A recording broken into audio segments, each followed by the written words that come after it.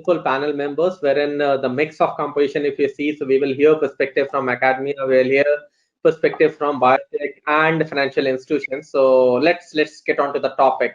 So the topic is, the software as a service, SaaS, and this is one of the fast emerging topic, because you go to any of the forum, at least one word which we keep on hearing is cloud computing, and that's how this gets emerged. So there are different views around software as a service, because different people, different organization think it in a different model.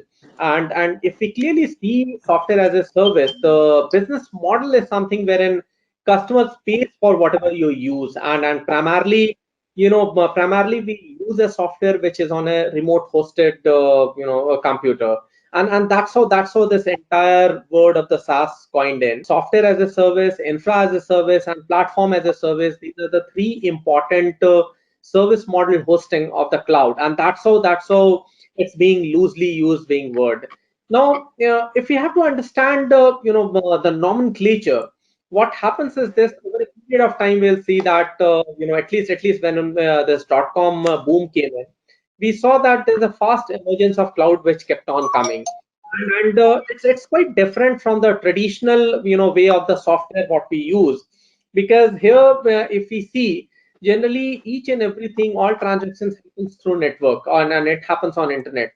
So there are various questions which comes, there are various challenges which comes to the organizations, and still we see that as a adoption level, it's not very high. Although there are softwares like CRM, payroll, and content management, those systems which has quite picked it very well. So let's hear from the industry experts. Let's hear from people who have really used SaaS in different forms. Let's hear that what are the different challenges and what are the different opportunities which they see in the SaaS growth, and then accordingly what best can be done so that we take SaaS in the next level. Dr. Sunil, so let me come to you and initiate and start this discussion. SaaS is not only for one industry; it is across industry vertical, and this is for across usage. So different type of usage, different type of industry vertical is there. Now the bigger question, which is this: what would be the universal fit of each and every applications which is related to SaaS and its industry category? So what's your view on this? When it comes to implementation or adopting this, uh, generally it becomes very difficult to find advocacy about this aspect. When we all know that if we have a look on the technological advancements, everything boiled down on three different aspects. The one, data, which has always been on the core of any environment, any platform. Then how to make sure that data reaches safely, securely to the people, those who actually want to access it, that network, and then that interface, which makes sure that without knowing internal intricacies of the system which is deployed, people are able to access it. And all these advancements, of course, over the period in the last 50 years, the technology has moved from networks to a more sophisticated platform, which we call cloud. The databases has evolved from files to databases to data warehouses. Then now we are talking about different database systems where a different kind of data, whether it is structured or unstructured or semi-structured, everything we are able to store. And then we have complex kind of applications interfaces, very respective of the place, a secure platform we are getting to have access of that data. But entire evolution have always been focused on these three dimensions. In every stage of development, there have been certain concerns.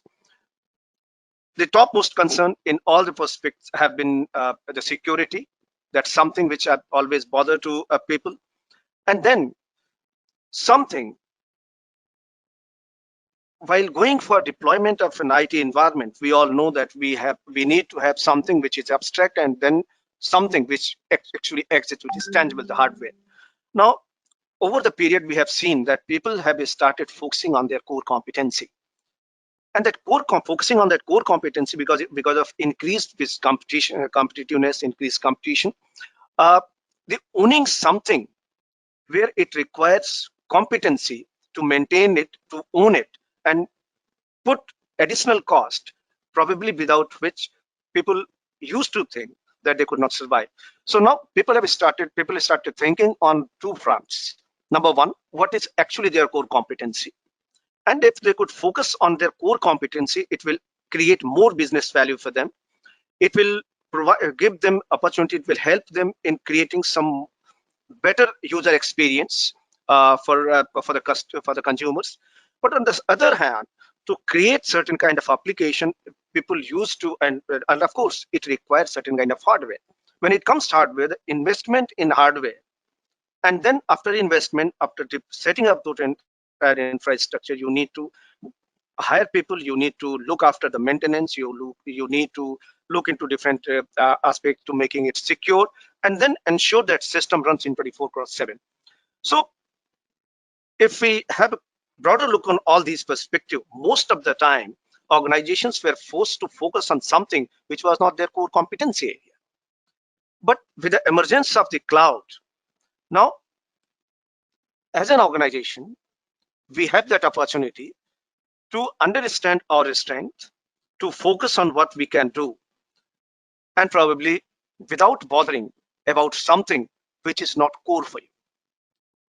And that's where these clouds are playing very important, whether it is infrastructure, whether it is software, whether it is the platform, whether it is now databases also are considered to be as a service. So number of things have started emerging, and software as a service is, of course, it's something which in any way, if we are if we are related to the field of information technology, we have to use it. And if something which facilitates us to use it without owning it, without bothering about its maintenance, without bothering about its security or safety measures, this is something which is of very much very much interest the people. Now, what this cloud has done, when we talk about SaaS, PaaS, or IaaS, or other services, we see that this implementation of cloud, inclusion of cloud, has played very important role in accessibility, because now there are people, those who have competency, those who have deployed that setup, those who have expertise in that. They are from backend, they are supporting in this entire process. We are not required to put in lots of money to own that hardware, to install it, and then to manage it and maintain it. Rather,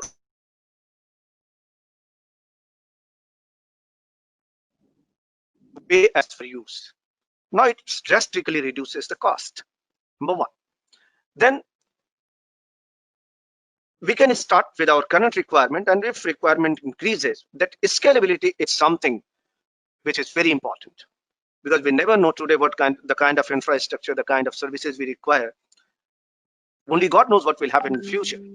So that scalability is something which is very important, and this cloud-based services have played very important roles. These are accessibility, then operations management. We have core staff, where core people, those who have competency, those who are able to take care of all those things, leaving us to focus on our competency. And that focusing on that competency has gave the way to coming up with different innovative applications, which we have been witnessing in last so many years, at least from the emergence of these. So secondly, it has also helped the new startups and new entrepreneurs to start their work even with a smaller investment. And that's why probably the software as a service is becoming very much popular. But at the same time, we all know that one solution cannot fit for everything, for every environment. There are a number of applications which are in existence. There are a number of platforms where we have been working.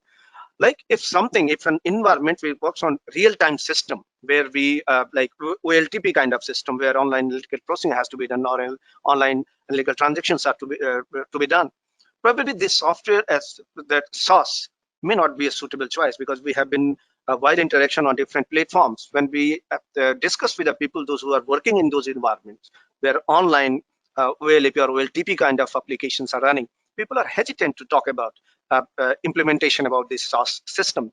So I think with as we are very much hopeful, we are listening about the features of 5G, that it is going to revolutionize the kind of broadband, the kind of internet facilities we are having. Uh, last month, I was in a discussion with Mr. Vincent Cerf, who is considered to be the father of internet. When we were talking to him that in what direction this internet is moving, because ultimately for cloud the backbone is internet, and at most of the time it happens that as a user we might be interested in using and implementing all these things, but many a times it happens that bandwidth, the internet connectivity becomes an issue. So just we were discussing about those things, in what direction this is heading towards and how this cloud sees its future in next 50 years.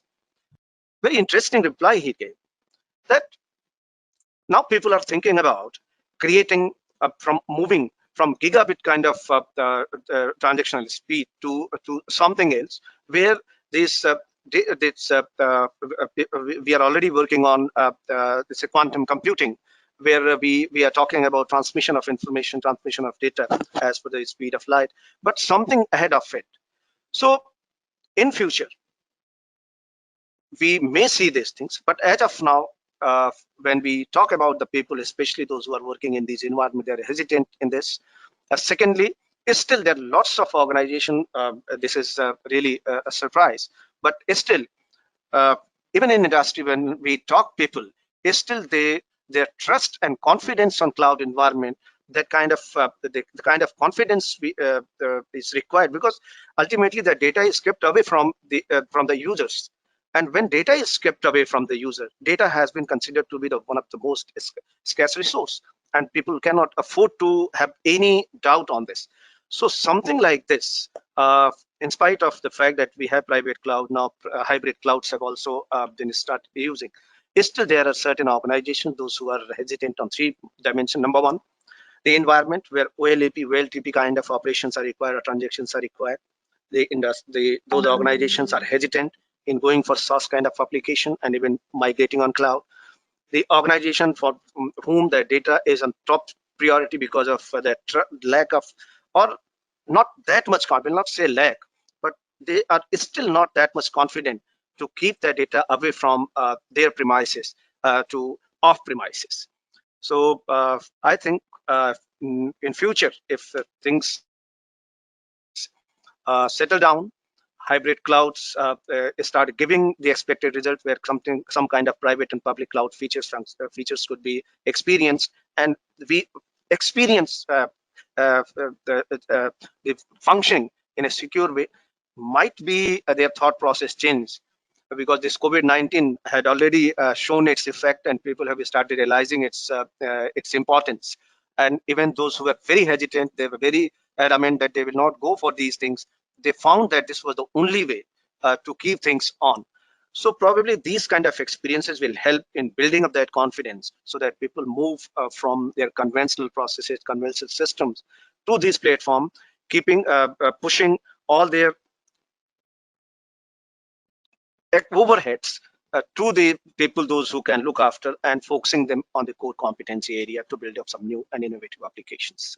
You have brought in two, three very relevant points, that the evolution of when we talk about security, that's really important. You spoke about integration and interfaces. That's another important thing. You spoke about the evolution of data. That's also important. So all of these things will put together in terms of the success of this, and that's the reason we see that still, security is a concern. So there are many companies which feel like that the enterprise data should not move into cloud. Why? Because security is one of the concerns. So you have brought in very relevant, pertinent point. Let me move to Prasanna.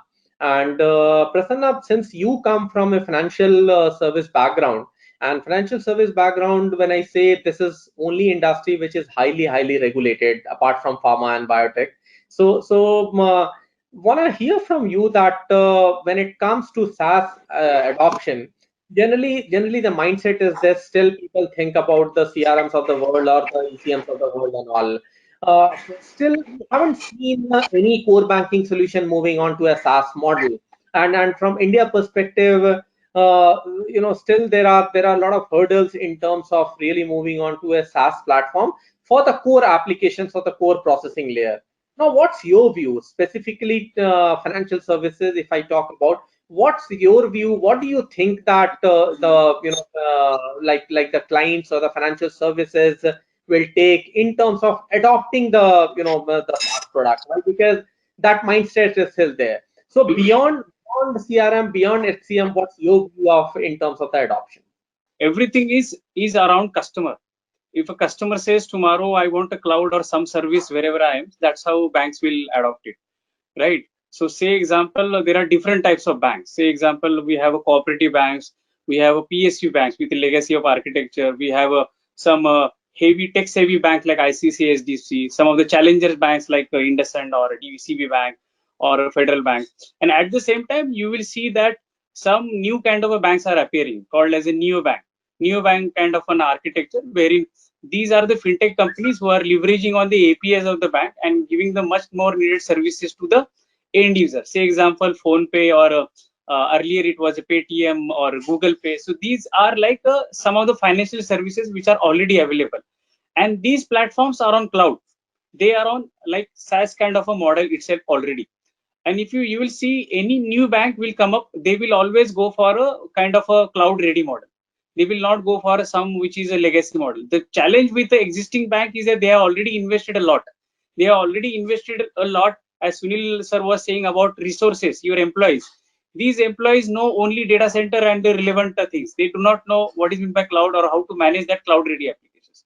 So as a bank, we have already invested on a core banking and many other relevant applications which are only meant for a managed data center kind of application. And that doesn't mean that banks will not go for a cloud. They will have their own journey slowly how to go on a cloud adoption. It will not happen overnight, at least for those banks who has already invested.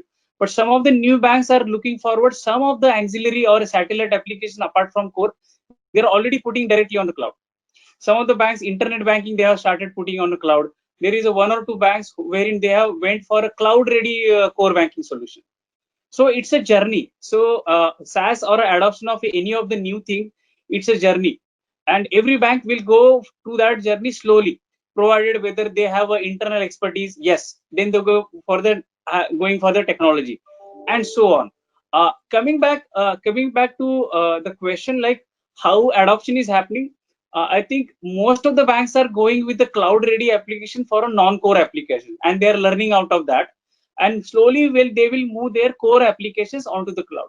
Now here there is a one more rail, right? One more another parallel thread. Are your IT service providers, are they ready for the cloud ready solutions? Does Infosys or a TCS is ready for a cloud ready core banking? Answer is straightforward, yes or no, because that particular baseline of a core banking is not matured enough the way the current baseline is matured for most of the banks. So it's like a game for them also to make something on a cloud ready, and then they will go for a then I think in the future they will sell only cloud ready software, SaaS based software. Now if you, I think Sunil sir has touched upon the small tech companies, startups or entrepreneurs or fintech, their journey starts only on cloud, and their model also is a pay per use. They will never say that take this software, deploy it at your end and start it. There will be hardly very few. But if you ask any new model, say example, recently we were going ahead with the video KYC. Now why video KYC? Because earlier the customer who was visiting my branches, now he don't want to visit branches. What he want to do? He want to do KYC wherever he is. He's present at home, he want to do there itself. That's why initially I was saying about customer will drive you. Now it is the same customer who is watching on a Netflix or Amazon Prime on many more other channels. At the same time, now he wants the same all of your banking services, any of those services on the same platform. So I think there will be another kind of a channel which will arise from bank itself. Then they will provide this service on a SaaS model to the same customer on the same Netflix platform. That is why on a Netflix you are going to pay, you are allowed to pay to use that banking service to pay for that model. Or if you go on to the shopping mall or Flipkart, you are able to pay because that banking experience is already reached there. So if that is how we have to see tomorrow's banking. Although core applications will be around core applications will be around with you at a managed data center, but as a journey we will see how some of the satellite application go on cloud, and slowly we'll adopt the cloud model. So here regulation is also studying. They also have all the guidelines how to deal with the cloud. They have IDRBT has already released some of the guidelines that how to choose a software based upon cloud. And ultimately, I think Sunil sir has also mentioned about security. Security is a main important aspect, or that mindset. That mindset has to be open mindset. So today banks are waiting how other bank will go on a cloud, then I'll go. Somebody has to take that initiative and go for a cloud. I think there is no rocket science, or there is no regulation behind you should not go on a cloud. There is a regulation that your data has to be there in India.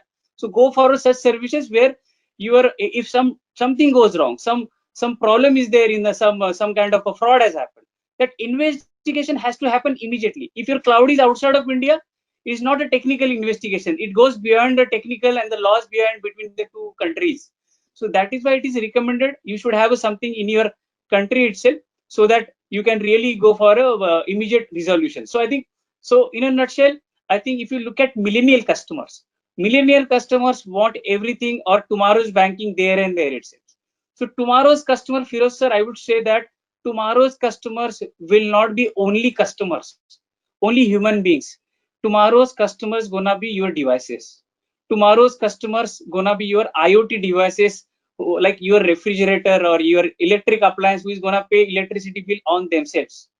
Tomorrow's customer is gonna be your car. It's gonna be there at a petrol station. It will go there, will refuel and come back after a better payment experience.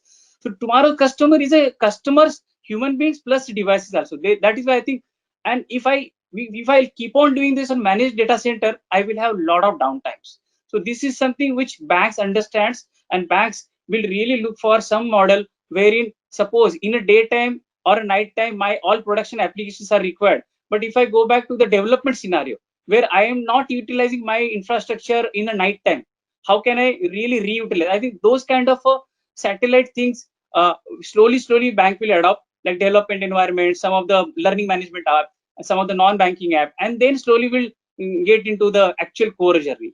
So it's a journey, and slowly, rather slowly, I will say, current pandemic situation is making everybody digital, including customers.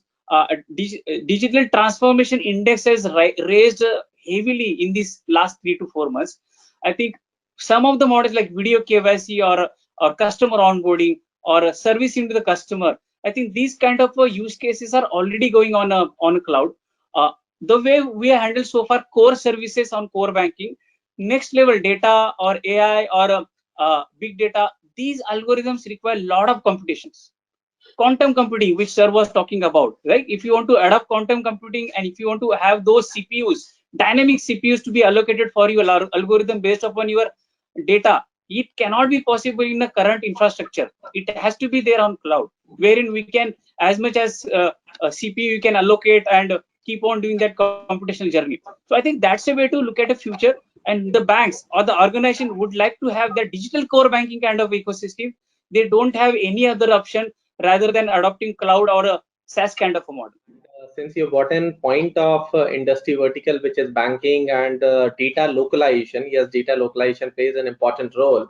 But having said that, yeah, I mean, going beyond, beyond the usage in cloud or a SaaS model does not really affect it. So yes, regulators have put in some clauses and all, but that's more in terms of the data localization.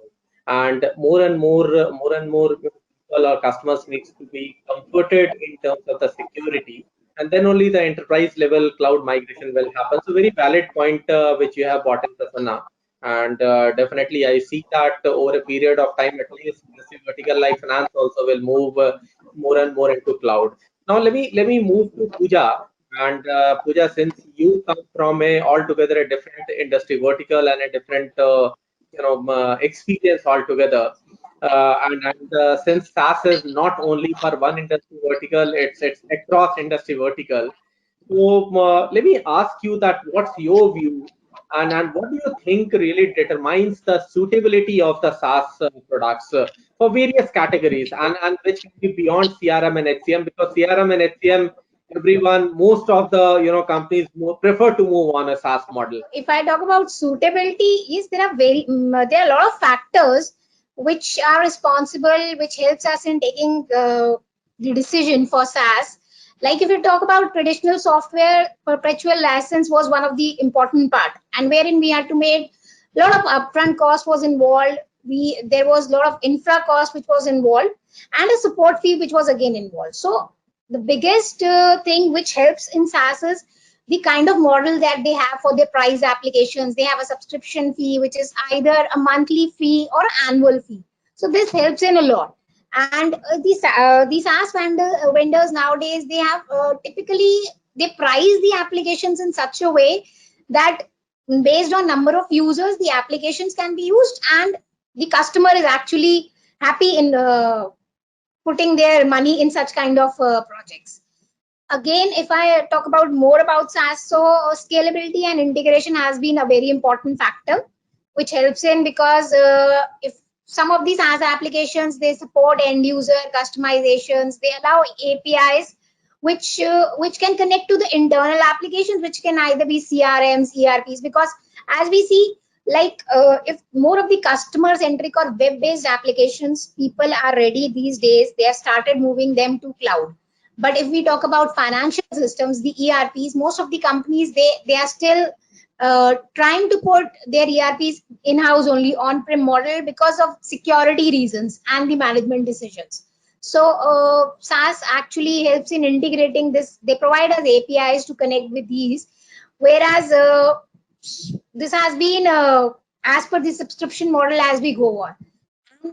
The biggest benefit has been work anywhere. If I say, you can access your software from anywhere where you want. Again, I would involve lower total cost of ownership.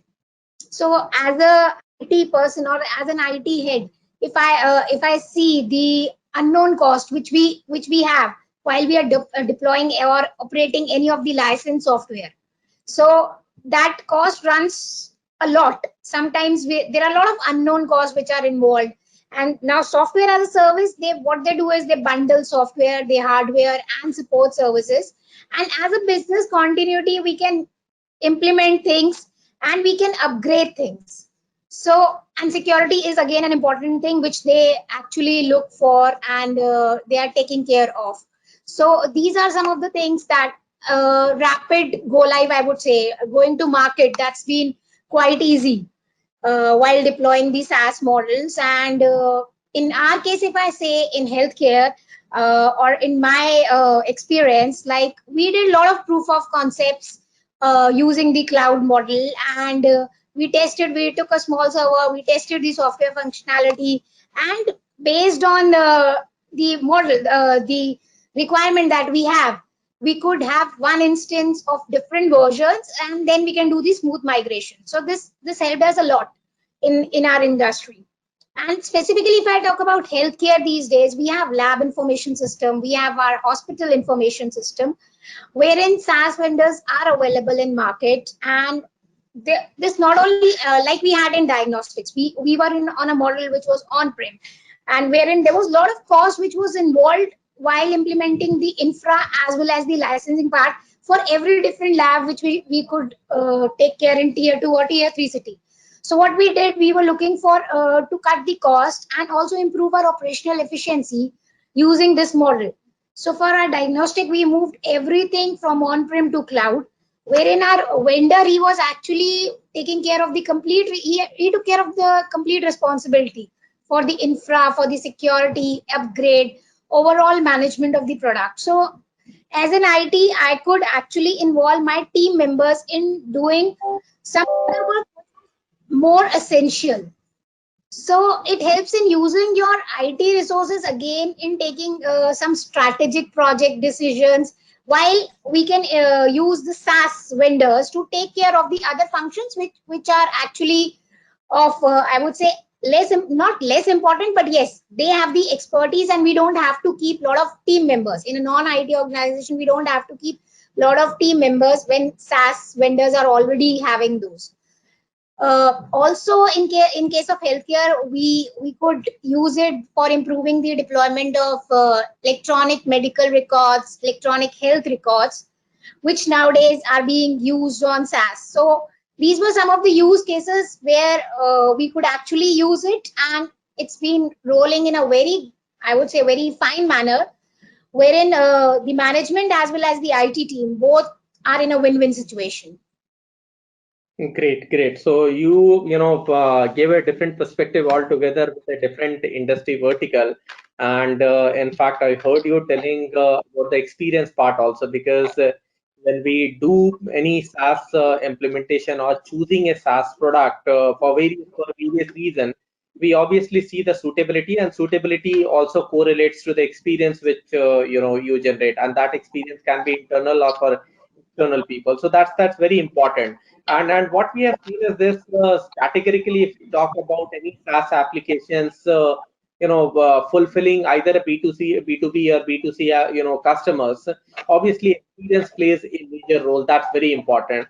So let me once again reach to Dr. Sunil and would like to hear from you that what's your view in terms of ensuring customer experience on the SaaS product, because on-prem generally you have freedom, you can choose upon, you can really modify, you can really do a full journey mapping, and then create a custom layer on top of that. But when it comes to SaaS, you have limited authority in terms of modification. So what's your view that how is it that SaaS product will really ensure the customer experience through its various offerings? So what's your view?